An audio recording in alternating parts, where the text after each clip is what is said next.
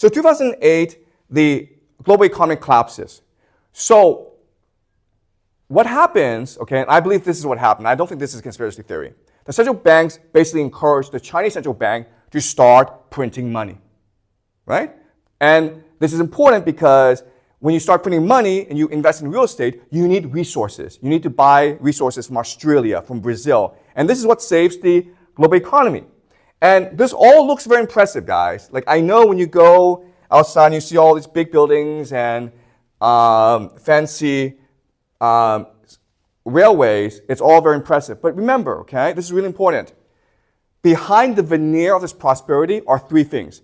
Massive debt, right? Because this money is being printed. So someone has to pay this off. You guys, not the current people, but you guys or your grandchildren or your great-grandchildren, okay? But someone has to pay off this debt. That's number one. Number two is this has created massive inequality in China, right? So the rich are filthy rich and the poor aren't that much better off. And the third problem that's really important is it's created a lot of political corruption, all right? So behind all this veneer are corruption, inequality, and debt. And this is what, okay?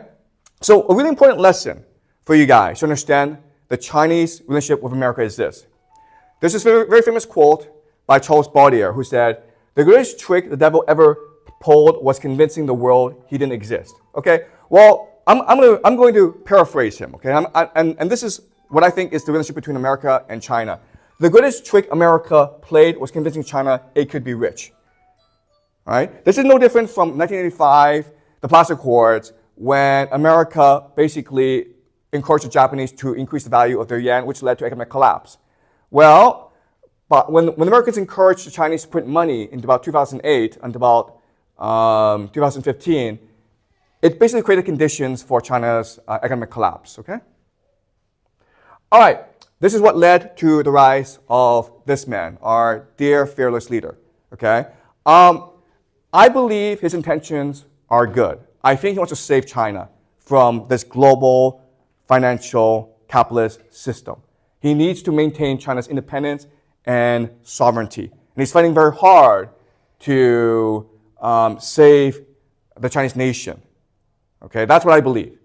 And so you can make the argument that what's happening today in China is no different from the Opium Wars. Remember, Britain created an opium epidemic in China in order to enslave the Chinese economy to the global financial system, right? That was the Opium Wars. Well, the same is happening today where the Americans have basically created a Chinese dependency on US dollars, right? What's the Chinese dream? The Chinese dream is work hard, get into a good school, get rich, move your money and your children to the United States. That's the Chinese dream, all right? And if that's a dream, then eventually the civilization won't last very long. Am I wrong? Is that not the Chinese dream? All right. All right, so now you have the COVID crisis where China's locked down for 3 years. Now, I'm not a conspiracy theorist, okay? But you can make the argument that some of this was intentional in order to implode the Chinese economy. Why? Because the Chinese economy had become a system of transferring wealth from China to the United States. So by imploding the economy, you're stopping this drainage, okay? All right, this also led to the rise of this man, Vladimir Putin, who is very much like Joseph Stalin. He understands the grand picture. He understands strategy, grand strategy. He understands that now it's time to strike. Why? Because America has created this crazy, fantastical system, right, where there's a hierarchy of prices. In the American system, the Pax Americana, many resources are the least valuable, okay? The basis are the resources, right? Which is what Russia has a lot of. Up next in this pyramid is manufacturing, which is what China does. Then up next is knowledge economy, so professionals. And that's what Europe and America does really well, okay? And at the very top of this pyramid are the financiers, finance. And that's what Wall Street dominates, okay? So this is the pyramid of the world that we live in. What Putin said is this. What Putin said is, you know what? If I can control the world's resources, the oil, the food, then I can invert this pyramid so that resource at the top. And that's why Russia invaded Ukraine. Because if Russia were able to dominate Ukraine, Russia and Ukraine together would control one-third of the world's carbohydrates. Without Russian food, Africa and the Middle East would both starve to death. Okay? And so that is the rationale for Putin's invasion of Ukraine. He's a genius. He understands there's fundamental weakness in the American system. Okay? If you're able to control the resources, you are able to strangle this financial system. Okay? So by invading Ukraine, Putin shows that America is a paper tiger. Faith in the USD rests on the aura of the American military's inevitability and invincibility. This now forces the Americans to invade Iran. Okay, does that make sense to you guys? The logic here is very simple. Why does Saudi Arabia buy US dollars, even though they know it's not worth anything? Why does Japan buy US dollars? What is Germany? The answer is they're afraid that if they don't buy US dollars, America will come and invade them. Okay? They have no choice in the matter. But now that Putin has showed that, actually, you know what? The American military is not as strong as you think it is. The American military now has no choice but to prove it is as strong as people believe. It needs to restore faith in the military in order to restore faith in the US dollar. Okay, does that make sense? That's why the American military has no choice in the matter but to invade Iran. Okay? Why? Because if they're able to invade Iran, they're able to control the entire flow of Middle East oil. Also, they're able to control the active trade throughout the world, okay? Iran is really the center of the world in terms of global trade. So these two factors mean that America needs to eventually invade Iran. All right. Once it invades Iran, it creates a huge problem for China and Japan and South Korea. Why? Because guess what? These three nations get most of this oil from the Middle East, right? Japan imports roughly 89% of its oil from the Middle East. And guess what, guys? Japan is the largest buyer of US dollars. So if Japan ever says, you know what, screw this, we're not buying US dollars, the American economy goes bankrupt. So when you invade Iran, you control the oil supply, you control the entire Japanese economy. You can charge whatever price you want for oil. All right, this explains the Israel-Palestine conflict. Because America just can't go invade Iran for no reason. It needs a pretext. The perfect pretext is Israel comes into conflict with Iran. Iran attacks Israel. The United States must now defend Israel because Israel is its ally. Right? Does that make sense? So America needs a scapegoat. That scapegoat is Israel. That explains why there's so much conflict right now in the Middle East. Look at this map, okay?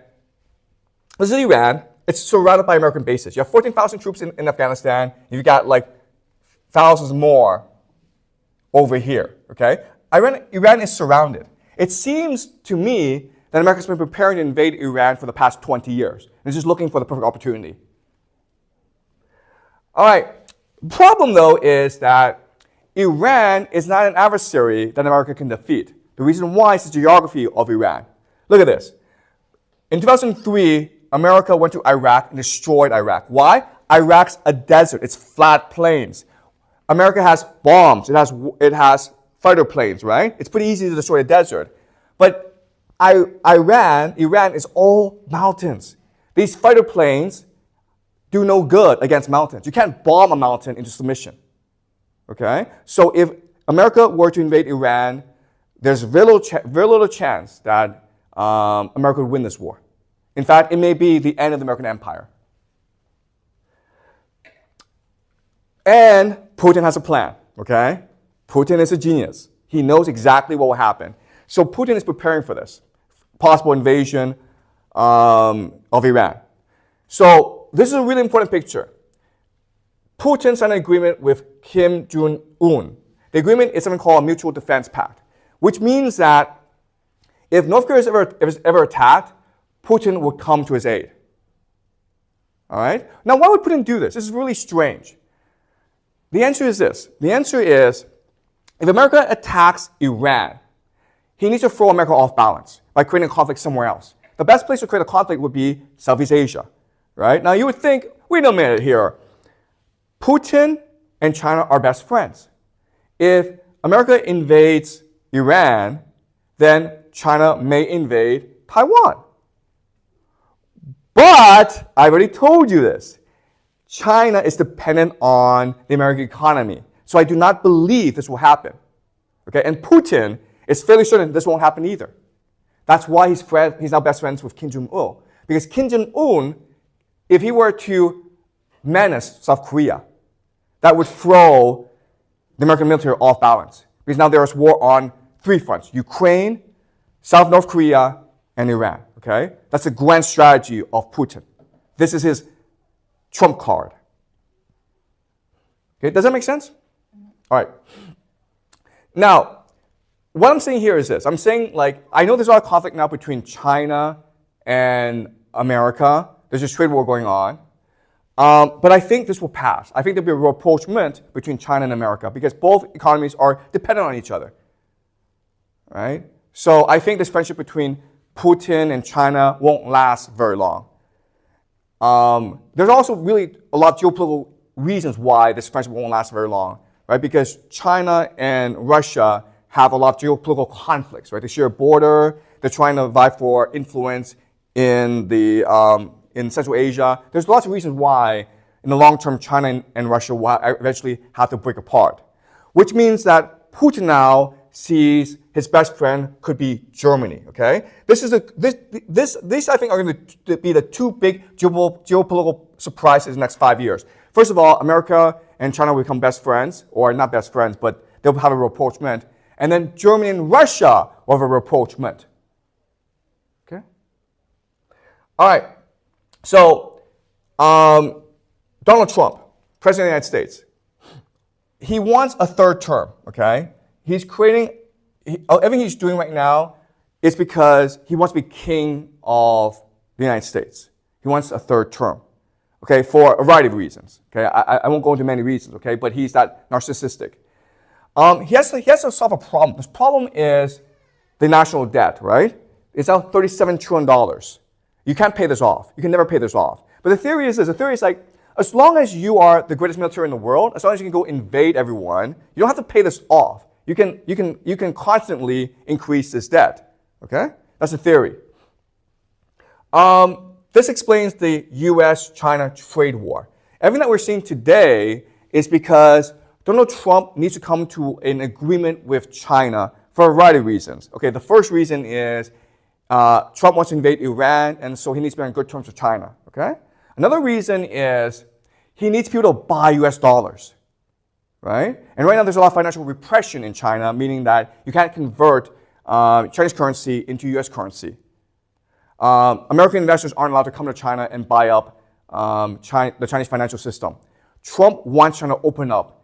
Trump needs to create more interdependency between China and the United States. Okay? And that's why, for Trump, Chinese citizens and students in America is the ultimate leverage point in negotiations. Ask yourself why this is happening. Why is it that your visas are being threatened? You want to go to the United States and spend a lot of money to get an American education. But Trump is saying, no, no, no, we get to go to your visa. Why is this happening? It's all part of negotiation, okay? There's no way that America will shut out Chinese students because America needs that money, okay? Well, without Chinese spending money in America, without Chinese wanting to purchase US dollars, the American economy will collapse. So there's no way that America will close its door to Chinese students. But it needs China to open up its economy furthermore to create more interdependency to save the US dollar, okay?